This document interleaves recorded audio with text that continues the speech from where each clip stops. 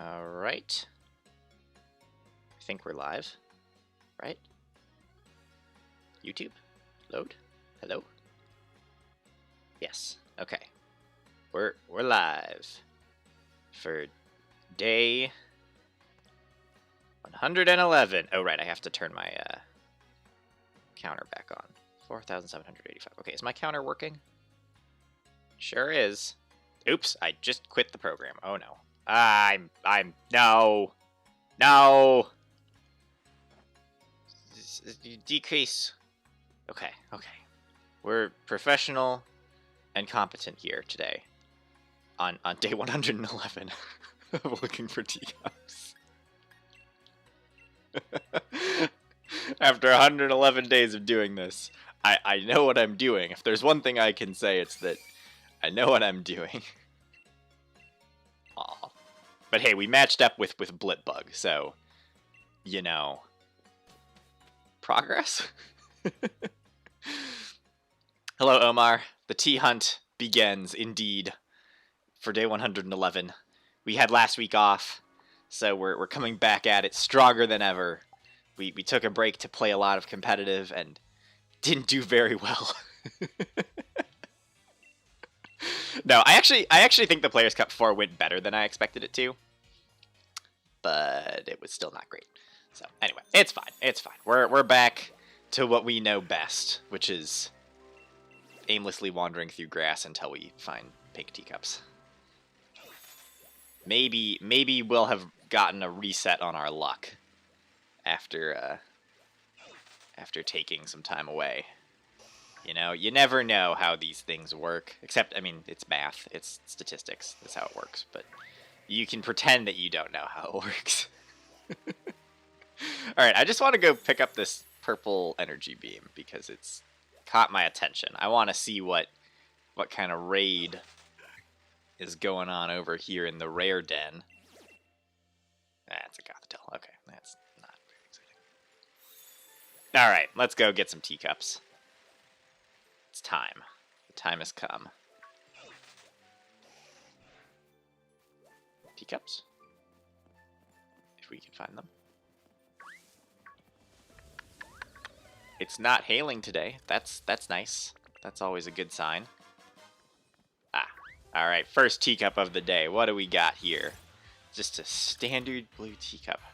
It actually looks grayer than usual. I've gotten to the point, I've seen so many teacups that now they just look gray to my eyes. Alright, I'm reorganizing my setup slightly. There we go. That should work.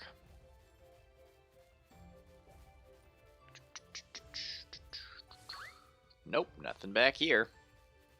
Got lucky with your Masuda method and got 2 shiny Tyrantrum and a Nidoking. Nice. Oh, you got 2 shiny Tyrantrum and Nidoking. I see. I was like, dang, 2 shiny Tyrantrum. That's impressive.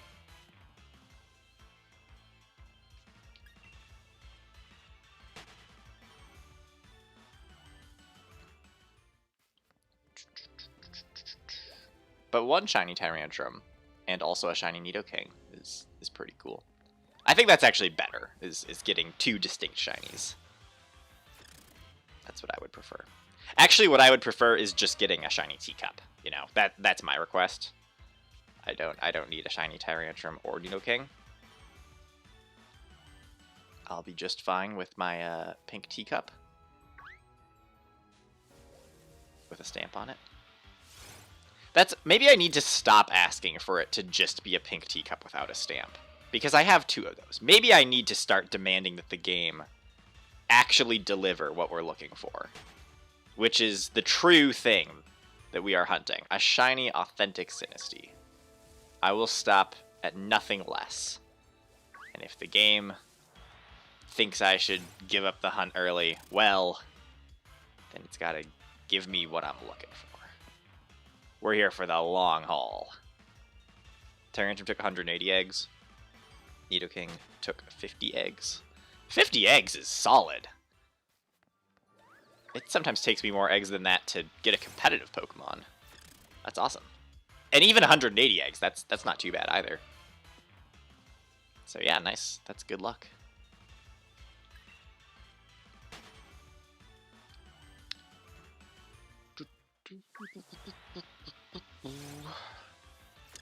So when are we getting more Pokemon Diamond and Pearl news?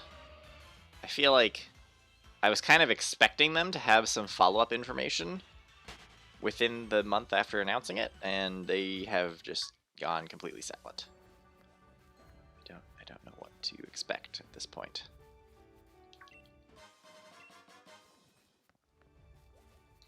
I wasn't expecting any news on Pokemon Legends, so that doesn't surprise me, but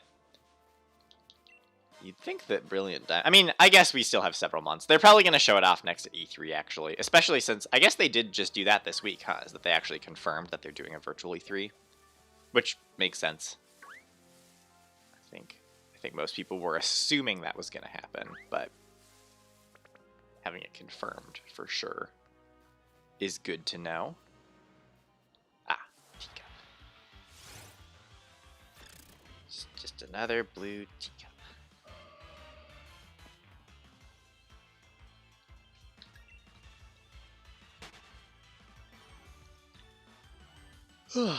I've been up for a couple hours, but I'm still sleepy. I need to... I guess I just got out of bed, so even though I've technically been awake, but I haven't been, like, doing things. What better way to start your day than with a hopeless hunt for a shiny Pokemon that you're never gonna find?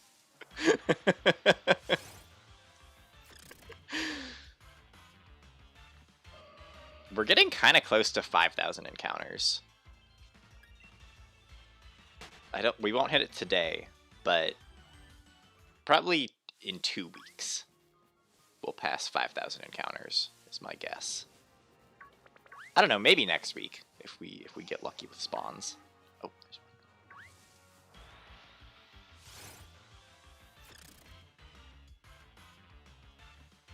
We're close to 4,800 though.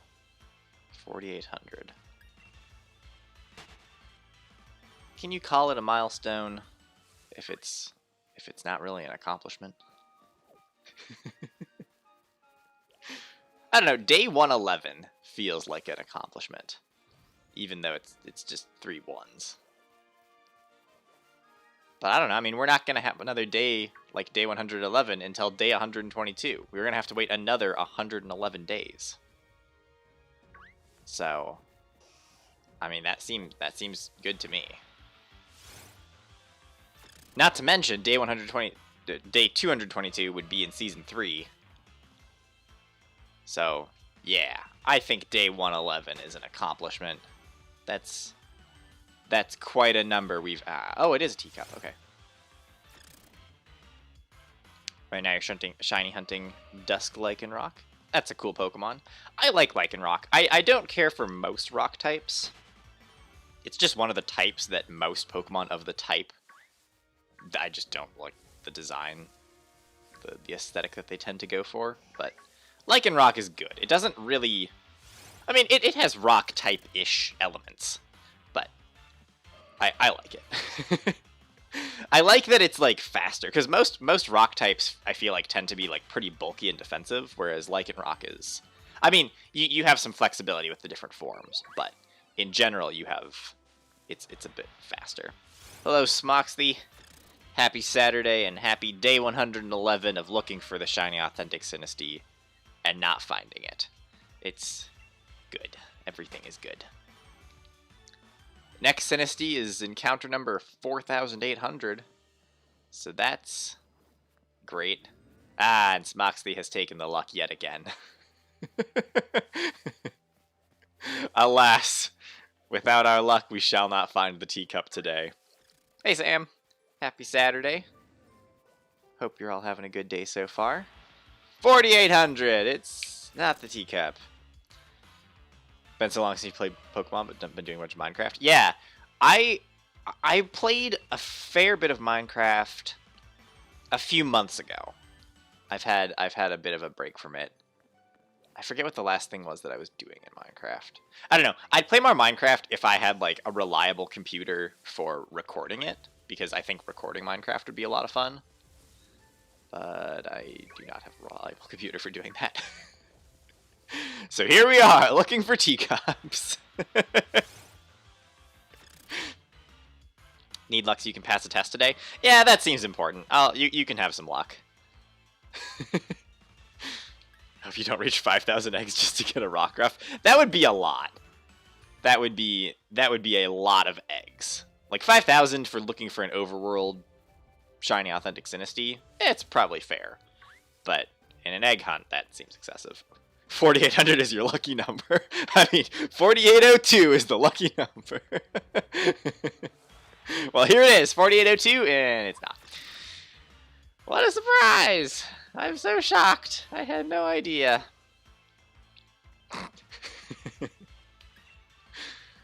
I want to see a shiny Sinistea by 5,000. That would be really nice if I could just see a pink teacup by 5,000. That would be, that's my new hope. But yeah, Minecraft. I'm excited for the new update, but this week they announced that they're splitting it up into 2 parts, which I think makes sense because the world generation changes are massive. Like those are big adjustments to the way that the game works. So I think it makes sense to split it up into 2 parts, but the part that I'm excited for is the cave generation stuff, so gotta wait a little bit longer for it. But that's okay. It's coming eventually, and it's gonna be neat. 4805. Wait, we can't just keep setting the milestone out like 1 or 2 numbers every time. Although maybe we can, if we're saying that we thought that 4,800 was the lucky number and then it wasn't. Well, 4,805 wasn't it either. Wish they at least kept all the world gen changes they already made instead of removing them. Well, I think they're doing a thing where they're still in the game, they're just disabled. You can enable them with a data pack. So you can play with what they have so far. It's just experimental and not necessarily going to be reliable. Because, I mean, yeah, like the world gen changes that they've made so far, I actually think look really good. It's just some parts of it are a little bit glitchy. Specifically, it looks like the way that some water generates in caves seems a little bit strange. Yes, we can. 4807. Looking forward to Axolotls and Glow Squids, but without world gen, I don't think they'll spawn naturally. I think they should be able to spawn, but yeah, it won't feel as impactful to just like have new things spawning in places that already exist.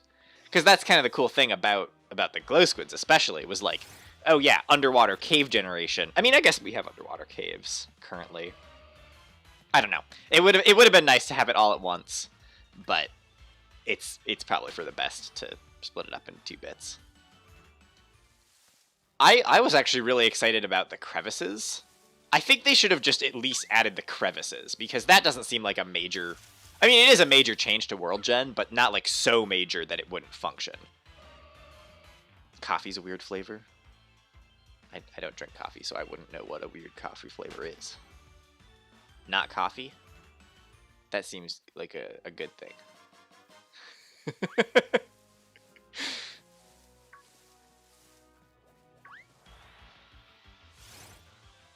But yeah, I like the crevices that I feel like some people that I watched reviewing it were like, these seem mean. You could just be walking and then you just fall down below the earth.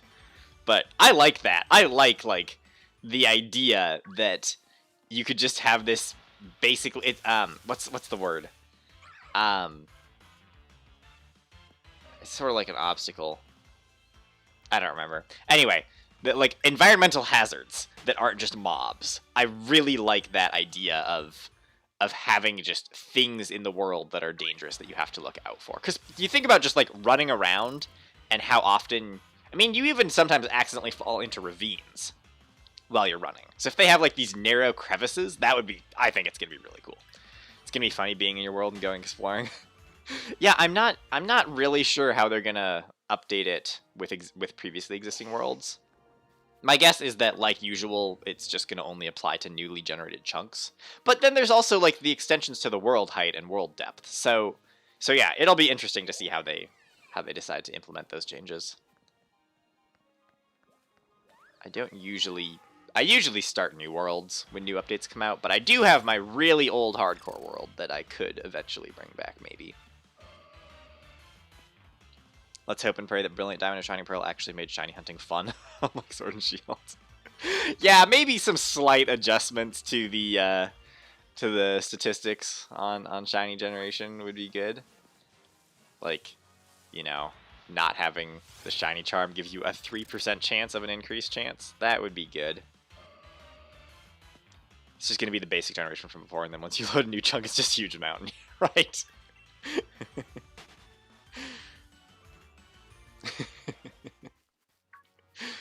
I mean, I think maybe they'll try to do some sort of smoothing effect. Because in the past, when you change world generation from updates, it's just like a severe shift that happens. But I think they're talking about wanting to make it look continuous. So it would be kind of cool if they had some sort of effect that at least smooths between previous chunk and new chunk. Like an intermediate biome would make sense to me. But I don't know. Who knows what they're going to do. Your coffee is called Coco Moco. It's coconut mocha. Interesting. Very interesting. I don't know how I feel about coconut coffee. That sounds like two things that I don't like put together.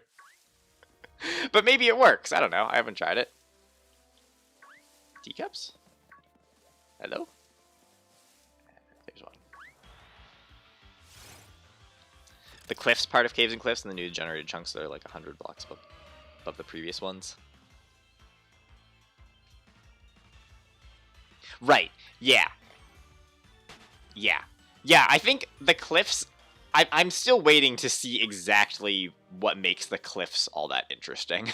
Like, I know they're going to have the powdered snow, and they're just going to be even taller than before, and some changed ore generation, but I don't know. I'm not sure. Mountains don't seem very fun to me because they're usually very narrow when you get up there. Like, there's not much landmass. But just the increase in world height is going to be kind of cool. They'll be neat to look at, but I don't know that they'll be very cool to climb or worth climbing. Hope they bring the Poké Radar back from Sinnoh. I think that would make sense. I feel like just bringing the Poké Radar back is... I don't know. Having as many returning features from the original Diamond and Pearl games as possible would make sense to me. It tastes, coconut and coffee are both gross. Right. Yeah, I feel like most of the time, if something is coconut or coffee, I'm not really going to like it. So putting them together seems risky. But I'm sure some people, some very specific people, like exactly both of those things. Such as Smoxy. Smoxy says you love coconut and coffee. Should work more on your Minecraft base, but can't right now because you got to get ready soon for the test. Makes sense. The Minecraft base will always be there later, you know? That's the nice thing about Minecraft worlds. Now, if tests could work the same way, just always there when you're ready, you can do it, but you don't have to rush through it. I don't know. There's some advantages to, like, being able to test how quickly and efficiently you can work through tasks and recalling information, but I think most of the time, in most real-world applications where you're actually applying stuff that you know, you have the opportunity to go back and double-check it. And I think we should be encouraging people to go back and double-check their work and confirm that they're doing things correctly, instead of just relying on what they think they know. I mean, ideally, you can do both, but I somewhat disagree with the traditional model of test-taking. I think it's unnecessarily stressful. It's an 100-question test? That's a lot of questions. I hope they're not, like, super in-depth questions. If it's 100 questions that are just, you know, kind of standard. Multiple choice or, like, short response. But yeah, good luck. Test treatment more gross than coffee.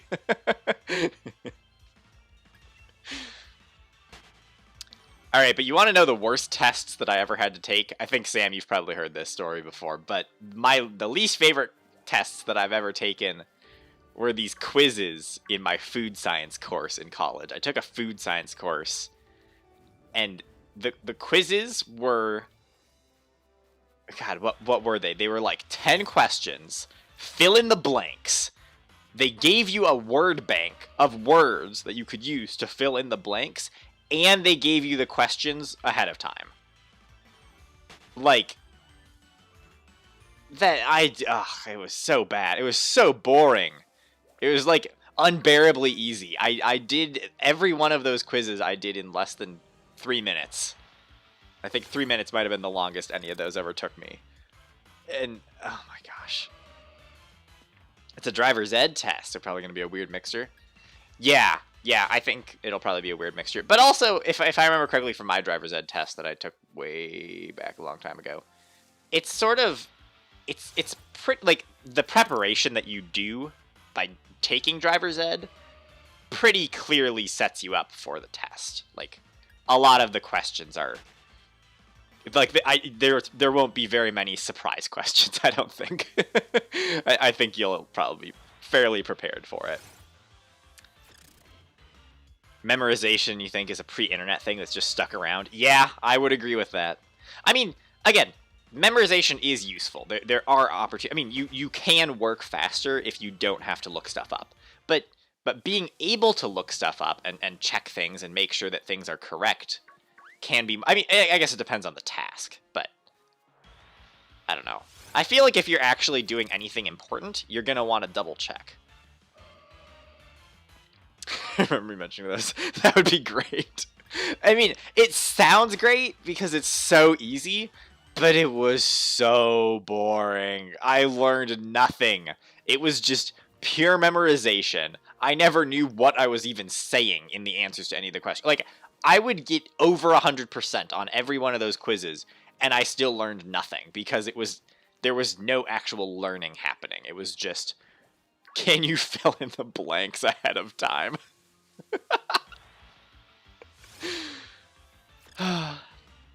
Seem to not know that you have the worst memory. It's usually stupid unless you random useless topics. Well, that's the thing about memory, is like our brains retain information that we care about. And so the trick to teaching people is to find a way to help them care about it. And also just accepting that there's going to be some things that some people aren't going to care about, and we shouldn't force them to memorize stuff about that.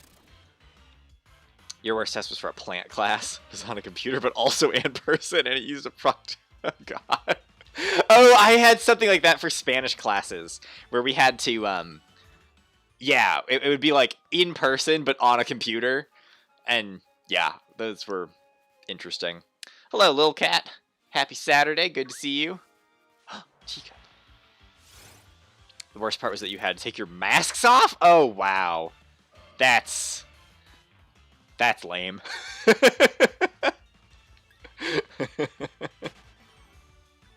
Again, that's the dream. Long time no see. Yeah, hope you're doing well. Thanks for stopping by. The hunt is same as ever. Tell that to your mom. about how memorization and stuff.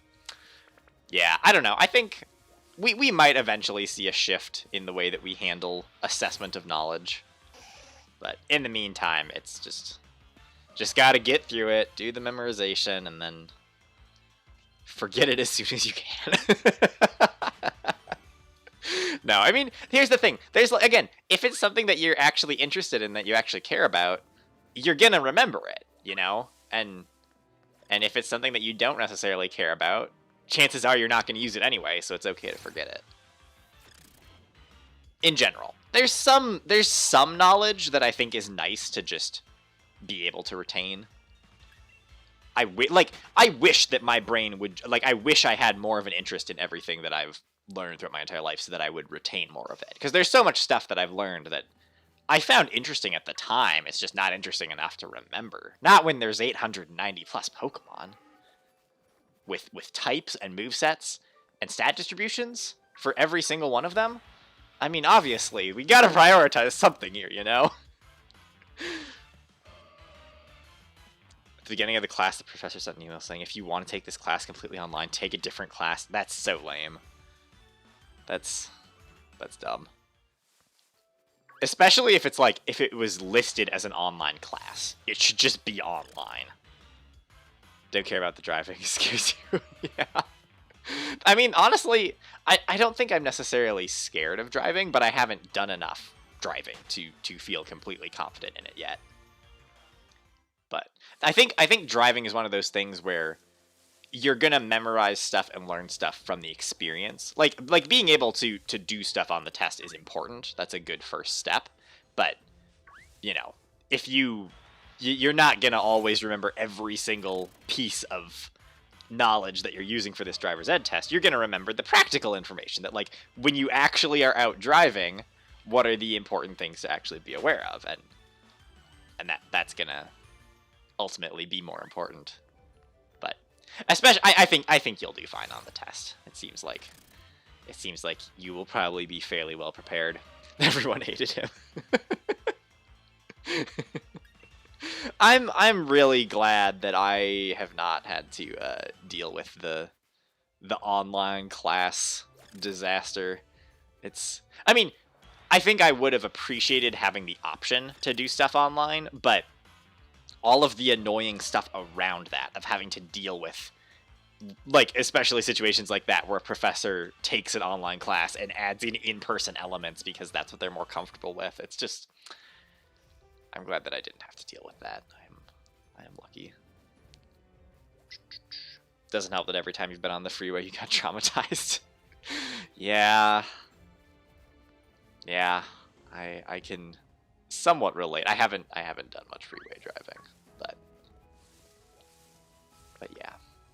No, I think it gets better with practice, like most things.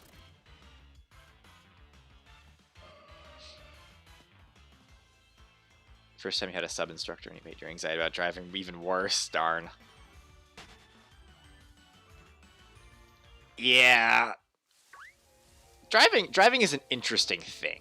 That it's, like, so intrinsic to so much of what we do. And yet, it's also kind of a...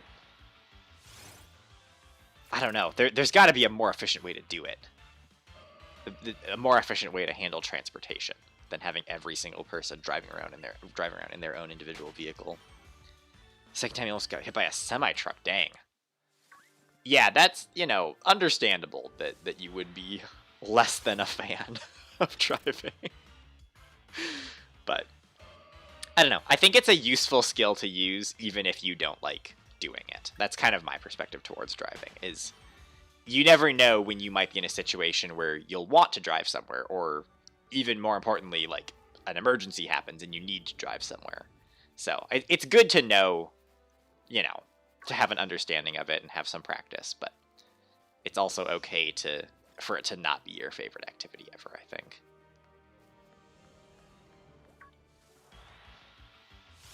It's called not going over 40. We don't need to be going 60 anywhere. Yeah, that's me. I feel like I'm going so slow compared to everyone else, and I'm like, nope, I'm doing the exact speed limit. That's what I'm doing. If you're all going to go over the speed limit, you're just going to have to deal with me going a little slower, all right? Just accept it.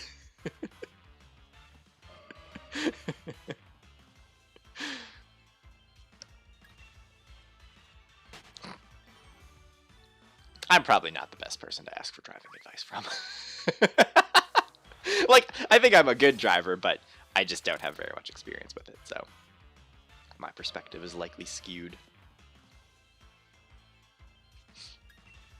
But yeah, no, I think that public transit and autonomous vehicles are the eventual evolution of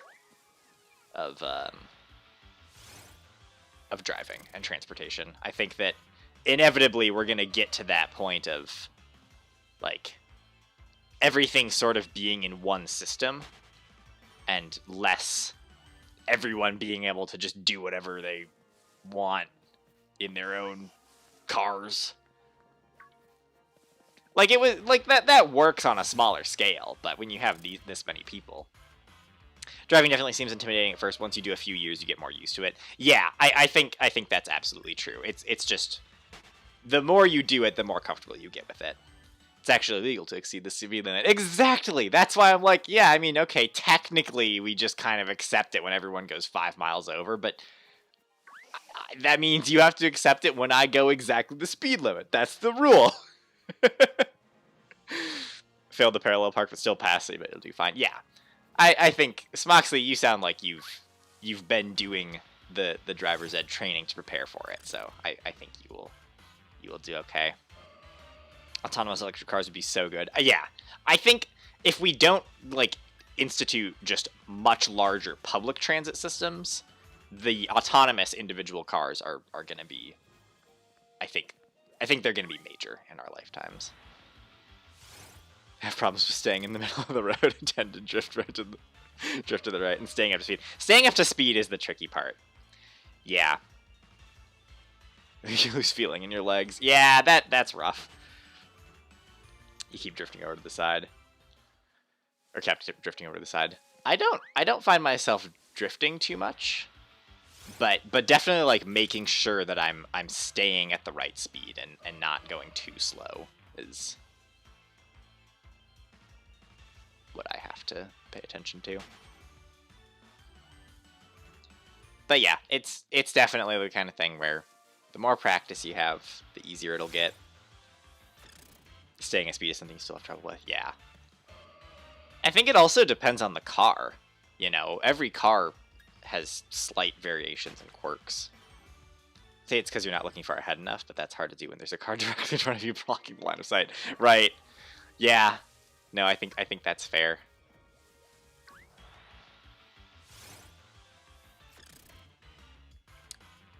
Definitely a lot to pay attention to. I think that's what's so interesting about driving and like the current system of transportation is that so much of it relies on so many individual people being aware. And as we all know, there is a large portion of the population that is not aware.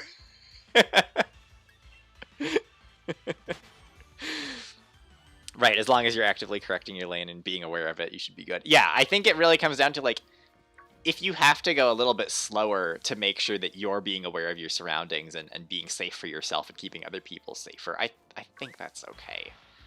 You know, there's a point where if you're going too slow, it becomes dangerous. But I think that if everyone erred more on the side of caution, we would be okay. But yeah, I think part of it is knowing. I mean, I think you're already ahead of some people who don't realize that they do that. Like, being aware, knowing that you tend to drift a certain way, or that you tend to go too slowly. That's like, that's a huge part of it. Like, that already makes you better than some drivers who are being terrible drivers and not even realizing it. So, don't trust 90% of the drivers out there, right? But then that's the thing about driving is like you have to trust that everyone else is paying attention and doing things also. I think you'd rather just walk everywhere. Same. Agreed. Walking is where it's at. But there are definitely, like, I concede that there are places that I cannot walk to. And as such, I must learn to operate vehicles. But walking is good. I think you're probably already a better driver than most people. Yeah, exactly. I think that's the thing. Is like, it's not fun to be anxious about stuff, but usually when you're experiencing some level of anxiety, especially about something like driving, it shows that you're paying attention and caring and trying to do well. And that's definitely better than a lot of drivers. So it's obviously not fun to be anxious about it, but don't even have a need to drive. Someday you might. But yeah, no, it definitely, that's how I was. I mean, that's how I've always been, is most of the time, because I live in a city, I've had other opportunities available to me, just with, like, specifically public transportation and walking places. I've basically been able to get anywhere that I needed to go, which made driving a lot less urgent. But there are still applications where it's like, oh yeah, being able to drive would be useful in this instance. Yeah, you got this. We believe in you, Smoxy. You can do it.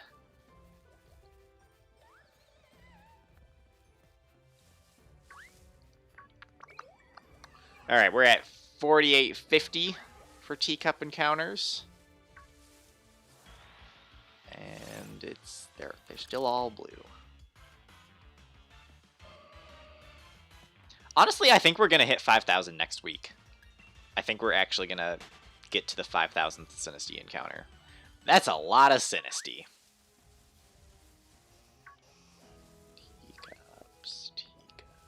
Teacup. Haven't driven in forever due to previously living on campus, living at home with online classes, but year or two you probably will have to do every day. Right, that's the thing, is that circumstances change. Probably know more than you think you do, but won't be able to tell till you do the test. That's all. Yep, that's always part of it. Every time that I took a test, it was like, I didn't care so much about how I did on the test. I cared more about how I felt after the test. Like, if I took a test and, you know, felt like I had basically reflected my ability to perform on the test, basically reflected my preparation that I put into it. That's where I was like, yeah, that seems good. So I think if you've done preparation for this, then you'll probably take the test and feel pretty good about it. You'll take it and you'll be like, oh yeah, this is stuff that I was prepared for. There's a teacup. 5,000 hype train. 5,000.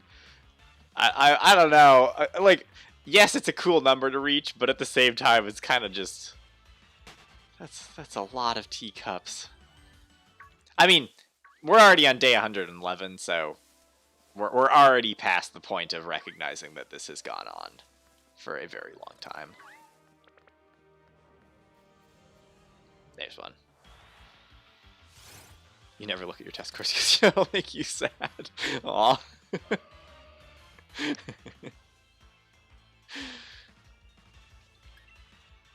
No, I'm sure it'll be fine. And the nice thing about a driver's test is, you know, even if you don't pass this time, you can do it again. And it's not like this is your one chance, and if you can't do it, then you can't drive. The system isn't set up like that, because everyone is expected to drive, and so you just kind of get to keep doing it until you're able to. By that time, you're over the top. You just want to move on. That is a very real mood. That's true. Sometimes, yeah, it would take so long for tests to come back that I'm just like, oh, right, this thing. I don't really care about that anymore. I don't know. I was always interested in, like, seeing feedback, but just getting a straight-up score was never very interesting to me. Currently reconsidering my life choices. I mean, I've known that I'm in this for the long haul. It's just, I want to see a pink teacup soon. It would be really nice. If you don't pass, you have to take the test with the sub that scares you. Which means you'll do worse the second time. Yeah. But then there's always a third time. Which might not be with the sub. It's kind of a pain. Like, I mean, obviously, you always hope that you can just you only have to do it once. But it might relieve some of the pressure to recognize that, like, it's not your only opportunity to do it. But yeah, obviously, we hope that it goes well the first time, and you can do it and be done with it. You don't have to deal with the annoying sub. Really? No teacups? Not a single one? There's one.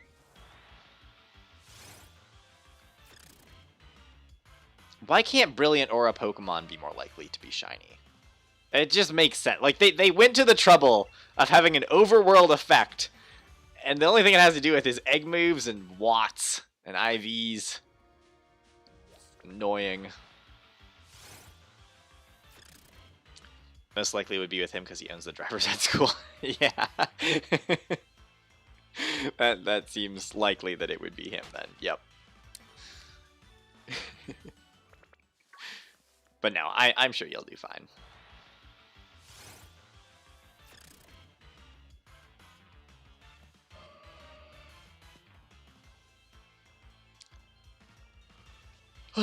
Let's see, what did I start at today? I was at like 47...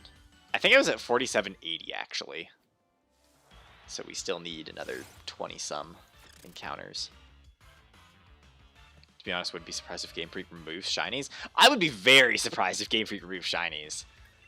I feel like... I mean, there's the one argument, which is that they've spent all this time making shinies. I feel like they can't afford to scrap it. But also, it's like, I don't know, it's such an important part of the replayability factor and like the collection aspect of the game at this point. We thought it was too hard for some players to catch them, so we removed them. No, I don't think they'll ever remove them. I think that eventually shiny Pokemon might get to a point where they're too easy to encounter because Game Freak wants them to be obtainable. But I don't think they'll ever remove them.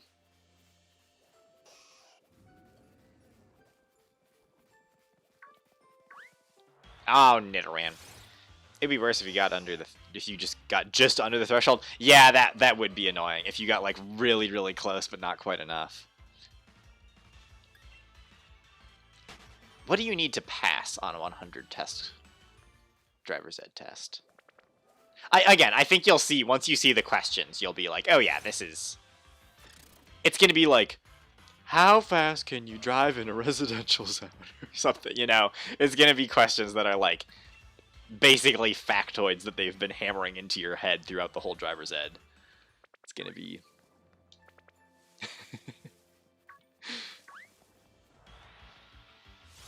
It'd be like getting second place.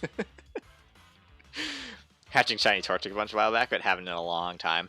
I've always wanted to encounter a full odds shiny Torchic starter in Pokemon Ruby. It's the only Gen 3 game that we have on the Game Boy Advance. And I have it set up to be able to just keep soft resetting. I should do that while I'm also hunting the Sinistea, honestly. I should have that Game Boy Advance going on the side. I can't record it, but just also be hunting for the Torchic at the same time. Because I think that's the oldest game that you can transfer a shiny Pokemon, or any Pokemon from. Because Gen 2 doesn't transfer. Well, I guess you can technically get something from Gen 1 and Gen 2 using the Virtual Console stuff on the 3DS. But in terms of like actual physical game cartridges, Ruby and Sapphire are the oldest ones you can transfer all the way up to current generation. Which would be kind of cool to like get a shiny starter from that and send it all the way through. Not sure for the paper test, but for the actual drive, you need 80% or more to pass. Yeah, that seems fair. It gives you some room to like, if you accidentally make a small mistake, it's not a huge issue, but it's still high enough that it makes sure that people are. You can't crash on the test. Remember the written test not being too bad? Yeah. Yeah, I definitely remember the written test being pretty straightforward. Means you could mess up 1 out of every 5 things and still pass. Exactly. 80% is... Honestly, 80% sounds fairly generous for a driving exam. I would hope that most drivers scored higher than 80% on their driver's test. You know, it sucks. We had to do these worksheets, and then he would call students to give out their answers to see if they were correct or not. Yeah, that's always slightly annoying, is being forced to present information in front of the whole class. Yeah, it's annoying. Okay, I had an experience in one of my classes in college that was so funny. It was like a huge lecture hall. Like, a whole bunch of students were like in a big auditorium, and the professor called on me by name. I was like, wait, how do you know my name in this entire auditorium of people? I was like, it was just funny. It's you don't expect to be called on by name in that large of a lecture setting. Unless you're like sitting right at the front of the class, and I did not sit right at the front. I sat way in the back.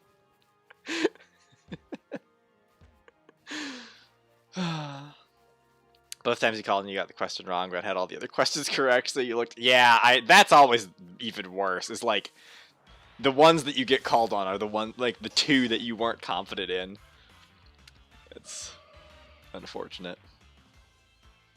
In your ukulele class, the professor calls on random students to play the ukulele. Oh god. Oh, that's a lot of pressure, honestly.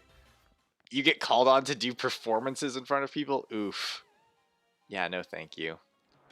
I don't know. I feel like my like anxiety of saying things in front of large groups of people decreased over my time in school, but it's never fun. You never like want to. I mean, some people just have no problem with it whatsoever, but I don't know. That's not my style of learning. Don't think Bob Jones has confidence in you passing. Well, Bob Jones doesn't know what he knows. His name sounds so fake. He's not even real.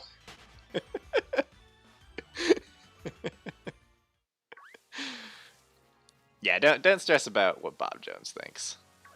Just do your best. It'll be okay. Also, nobody knows how they're doing because she doesn't post grades on anything. And that is also a huge pet peeve. I took a virtual reality class, and I don't think anyone got a grade until after the final was done. So no one knew how they did in the class. I don't think our professor actually bothered to grade anything. I think she just kind of like waited until we did the final and then went through the list and was like, A, B, A. Like, that's the point of grades, is so that you get some, you know, feedback throughout the time that you're taking the class, so that you have time to improve and make changes. The student has 8 kids. That is a lot of children. Bob Jones sounds like either a 70s country singer or a name that someone makes up so they can evade taxes in the game. That's exactly what I was thinking. Not so much the country singer, even though that's also correct. But yeah, no. Bob Jones is like, this is an alibi. This is his like system to hang out under the radar. Mild-mannered Bob Jones of Driver's Ed Driving School. You sound like a taxes scam.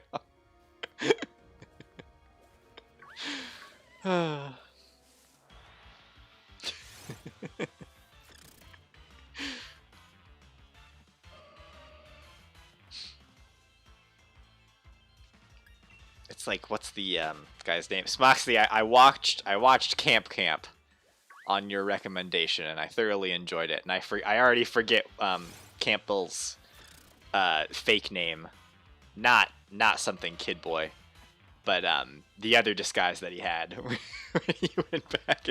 Anyway, a good show. I liked it.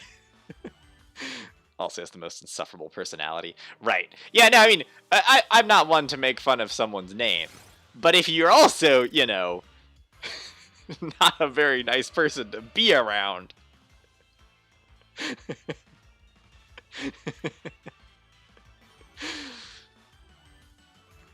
What's Camp? Yes, Moxley recommended. It's a Rooster Teeth animated series that you can find on YouTube. It's very entertaining. I watched through all of it. Well, I think there's some episodes that might not be on YouTube from the last season, but I watched through the first 3 seasons in 2 days because I didn't have anything else to do.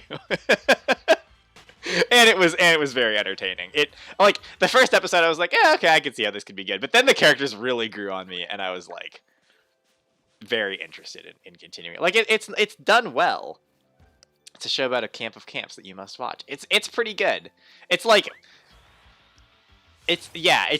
mostly just, you know, standalone episodes with that are, you know, just intended to be funny, and it's like hijinks of these kids at camp. But, you know, occasionally I like the attention to detail, and I like that they would like have like a throwaway line or something that seemed like a throwaway line or a throwaway joke in one episode, and then they'd revisit it eventually, or like a detail of like one thing sitting somewhere. And then they'd come back to it and be like, "Oh yeah, that's sitting here because this person did this." And I don't know, like it's not like necessarily consequential. It's not like big lore reveals. It's not that kind of show, but it feels cohesive. It feels like stuff is progressing. It's good. I really liked it. It's well done. Speaking of things on YouTube, have I seen the commercials for Omega Mart? I saw something saying Omega Mart. I haven't seen the commercials themselves. I don't know what they are. Yeah, both your cousins hooked recently. Nice. They're from Meow Wolf, and they're exquisite. I will have to look up Omega Mart next.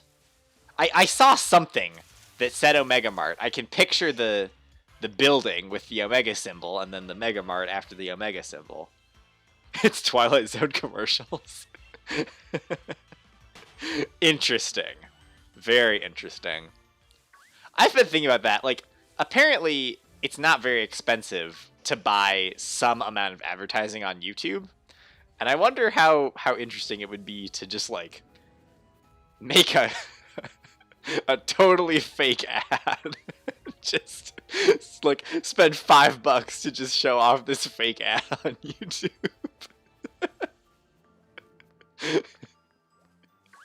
I don't know. It could be entertaining. It could be a process. Because apparently I saw some stat somewhere that was like $5 buys you a couple thousand impressions in YouTube advertising. I don't know. Like, it's not that expensive, apparently. Parents' Day hits you like a truck every time. That was a good episode. That was really good. There were so many episodes. I don't think there was ever an episode where I was like, could have done without. Like, every episode was good, but there are, like, certain episodes that just stand out as being like, oh, yeah. That really is good. Also watched a bunch of surreal Adult Swim sketches on YouTube. Oh, yeah. That is a fun YouTube rabbit hole to go down.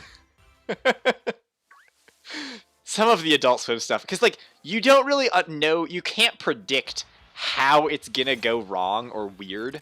But you know that it's going to. So everything that happens, you're always, like, sort of on edge, expecting something to happen. And then some of the best ones, like, nothing really happens. You're just on edge the whole time for no real reason. Then it finishes and you're like, I don't know why that was unsettling, but it was.